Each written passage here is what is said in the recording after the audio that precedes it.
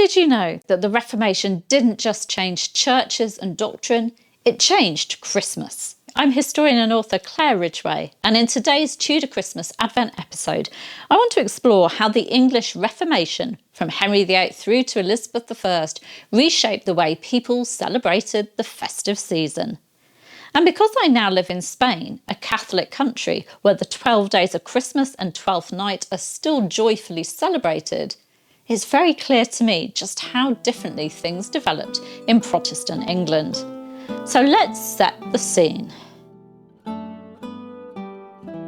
Before Henry VIII's break with Rome, Christmas in England blended together three powerful elements: the liturgical, masses, saints' days, Advent fasting, processions and vigils; the communal, greenery, Yule logs, mumming, masks, feasting and plenty of ale; and the devotional and dramatic, mystery plays, cribs and nativity scenes, the boy bishop tradition, and a whole calendar of saints woven through the 12 days. It was a season of colour, music, light, drama and merriment. And then along came the Reformation. Reformers didn't set out specifically to attack Christmas, but their concerns focused on two areas: what they saw as Romish customs, saints' cults, processions, vigils, images, feast days not commanded in scripture, and pagan survivals such as the Yule log, wassailing, misrule and festive excess. Christmas sat right in the middle of both worlds, so it inevitably came under pressure.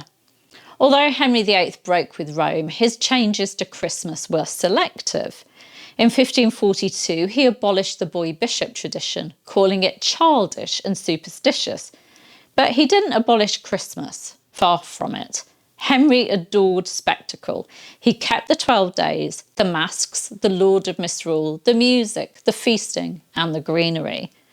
So, under Henry, we begin to see the edges of Christmas, anything strongly tied to Catholic devotion or medieval theatrics, being trimmed back. But the festival itself remained vibrant. Under young Edward VI, reformers took a much firmer line. Images were destroyed, murals were whitewashed, nativity scenes and devotional candles were removed, saints' cults were attacked. Christmas had traditionally been a season of light and colour. Now much of that visual world disappeared. And yet Christmas survived. Days tied directly to the Nativity, Christmas Day, St. Stephen's Day, the Holy Innocents, Epiphany, they all continued. At court, Edward still had a Lord of Misrule and all the festive revelry of the 12 days. So even in the most aggressively reforming years of the Tudor century, ordinary people clung to the social and communal side of the holiday. With Mary I, England reconciled with Rome and older customs resurfaced. The boy bishop returned, and Henry Machin records, "St. Nicholas went abroad in most parts of London, singing after the old fashion, and was received with many good people into their houses, and had much cheer." But not everyone welcomed it. Protestant John Fox tells the wonderful story of Gertrude Croquet refusing to admit St. Nicholas into her house, insisting it was merely a neighbour's child and she wasn't about to let him in to cut her purse. Mary revived many Catholic elements, but even she didn't restore everything. Mystery plays, for example, were still banned. So the restoration was joyful for some, unwelcome for others, and incomplete. Then we have Elizabeth I. She reinstated Protestantism but aimed for moderation. And Christmas continued: music, dancing and plays at court, evergreen decorations, town waits playing through the season, carols still sung in homes and streets.